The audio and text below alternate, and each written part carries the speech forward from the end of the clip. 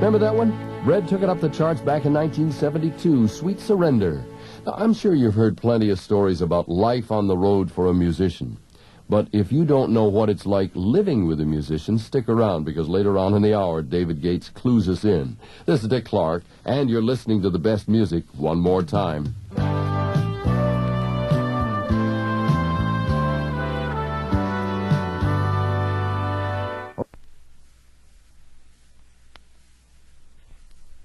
Dick Clark, rock, roll, and remember. Dick Clark here to continue our special artist profile of Bread. Now, I'm sure you've heard stories of what it's like for a musician on the road. There's the boredom in the hotel food, not enough sleep. You know the story. It's tough. But in many cases, it's no picnic for the people back home either. After all, they're the ones who have to do the waiting. They don't get any applause for their efforts, and it's not easy living with a musician. David Gates knows it best. Musicians are different kind of people, you know, and they need a little different treatment. Not that they're special or anything. It's just that the hours and the way you think and the things you do, you know, and you hear all kinds of things about musicians, how weird they are. And some of them are probably pretty true. Yeah. And it takes a special kind of a person to live or deal with a musician on a permanent basis.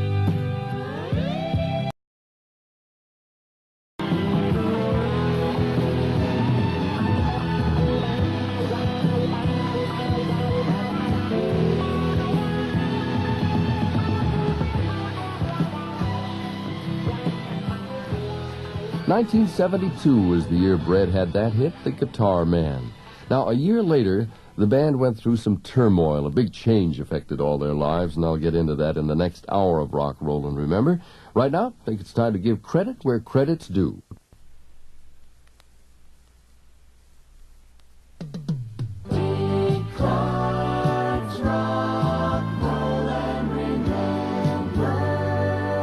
Dick Clark here with more of our special artist profile of Bread. I got a question for you. When does something good turn into something not so good? When there's too much of it. And I'll get deeper into that right after we hear this 1973 hit of Aubrey.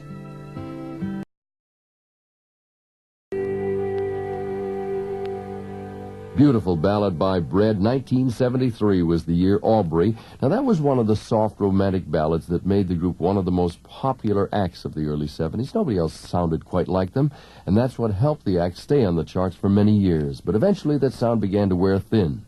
Not so much on the record-buying public, but on the band members themselves. They got tired of doing the same sort of acoustic songs, and that resulted in a crisis point, from what David told me. We broke up in 73 and got back together and did Lost Without Your Love album and a tour.